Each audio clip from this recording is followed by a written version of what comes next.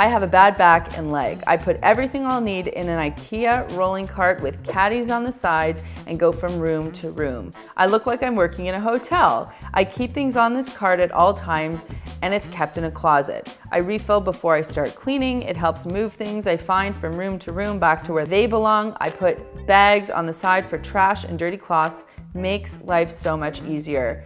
The fact that you created your own little janitorial cart and you push it throughout your house is genius, because actually a lot of viewers have mobility issues. And I think this is something that is so helpful. And even if you don't have mobility issues, it's great to have a little mobile cart that has all your stuff with you and can help you move stuff from one place to another. So thank you so much for sharing that wonderful tip. I take a notebook and write each room in my house on top of each page.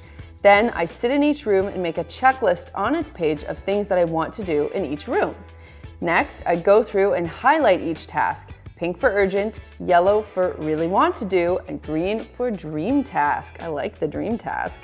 Throughout the week, I check off items as I get them done. I have ADD, and this system allows me to skip around to different rooms, check off tasks, and feel like I got something done. I also aim to do the pink and yellow items before diving into the green. I hope I explained that well. Deborah Lynn, you have. We all want to live in a cleaner space, but many of us face challenges, whether it's overwhelm or ADD or anything else, that might prevent us from being effective. So the fact that you came up with this system and it works for you and your particular needs, that is incredible. And let this serve as a great lesson to anybody else who is challenged or struggling with their cleaning. This is a system that can work for you, and if this doesn't work for you, something else can. The cleaning product I use more than any other one at home is AllPurpose Cleaner. It can handle pretty much any surface in the home safely, and that's because it's a gentle cleaner, but it's effective. So it's mostly water, which means it can create a nice slip on the surface and lift anything off, but it's got a little bit of a surfactant in there, something that can raise dirt to the surface without harming the surface. Well, you can go out and spend all kinds of money on fancy all-purpose cleaners, and trust me, I've seen and tested a ton of them, including one from a very expensive perfumery that goes for $50 a bottle. I got you. You can use a tiny squirt of dish soap. I'm talking half a teaspoon in 2 cups of water. I whip this up about twice a week because I go through a lot of it, and I always think about how much money I save whenever I whip this product up, because I can use it without any regard for finances and it gets my surfaces perfectly clean. Catherine Lore says, I hate cleaning my shower. I've never met someone who loves cleaning their shower, just for the record. So what I do is I have a dish wand, one of those with handles that you can fill up with soap, and I fill it with dish soap and vinegar. Every day I wash down the wall or tub while I'm in there. Super easy, super quick, super cheap, and my daughter loves to do it as well. This is something that is very popular. Many people like to clean their shower this way. I have a couple of extra pointers I want to throw in there just to make sure that you're on the up and up and you're doing it properly. If you have vinegar filled in the wand, you want to make sure that you're not leaving it on your tile or on the wall. If it is a natural stone material, the vinegar can eventually discolor it or potentially ruin it. So that's something to be mindful of. You might just want to keep it standing up in a glass, or not a glass, but a cup of some sort, something that'll keep it safe. And the second thing is just to take care of your own self when you're in the shower. Dish soap can be really slippery.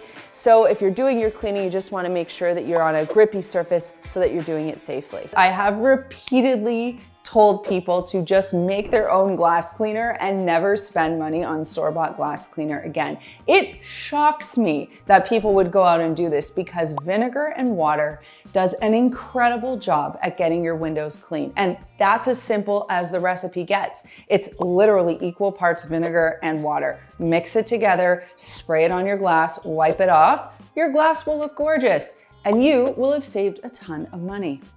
Try and spend more time outdoors so you won't dirty inside as much. Just kidding. I like to use a timer so I won't get lazy or stay too long in one spot, which takes up more time. And don't check messages while cleaning. Holy, we have 3 actually really good tips in this one. First of all, spending more time outdoors. That isn't such a silly idea, because the less you're in your house, the less opportunity you have to mess it up. Why use your own bathroom if you can use a public bathroom? I also love the idea of using a timer. I know it's something we've talked about before. It's something that I will do at times if I'm struggling to do anything and I just want to put 5 minutes on the clock and see what I can accomplish. It is so effective, and I absolutely love the idea of not looking at your phone while you're cleaning, because of course you can lose focus, you go down a black hole, and it is very, very hard to get yourself out. Day Day says, I like to start getting ready about 15 minutes earlier than I should. This way, when I'm ready to leave for work or school, I have an extra 15 minutes. Since I can't really start any project with such limited time, I use it to do short cleaning tasks like taking out the trash, emptying the litter box, wiping down all of my counters, folding some clothes, picking up dirty clothes off the floor, etc. I love this. This is yet another example of how people are finding ways to build cleaning into their schedule that works for them and makes sense for them. That extra 15 minutes, oh my gosh, you can accomplish so much cleaning in that time. Now that's something that I will do anytime I'm able to secure an extra 5 or 10 minutes somewhere, or even if I'm doing another task, I'll always find ways to incorporate cleaning into it. That way my house is just sort of being cleaned on an ongoing basis instead of me letting it pile up, because that is when I get the most stressed out. That was a great tip, thank you. I always laugh when I see those very expensive high dusting tools being sold, or the disposable ones, because hello, you can just use a mop pole and a microfiber cloth flipped over, use an elastic band to tie it off, and create what I call the cleaning ghost, and use that to get all of those up high areas that you would otherwise have to struggle to get clean.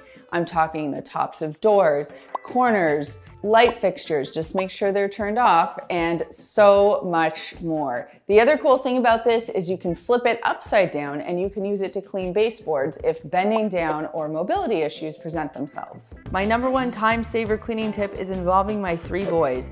Each has a task, they earn their allowance, it's a win-win. I used to get like what I imagined was a pretty hefty allowance every week. It was 20 bucks, but my mom made me scrub the kitchen. I had to vacuum and I had to clean the kitchen. That was my job. And perhaps that's why I was so well acquainted with cleaning a kitchen, because I learned every detail in and out. And you know what? It was definitely a win-win, because I felt like I was cashing in. 20 bucks was a pretty big deal. And my mom was thrilled because she didn't have to deep clean the kitchen or handle the vacuuming. This is a great way to teach your kids responsibility and also teach them how to take care of their home. So thank you for sharing that.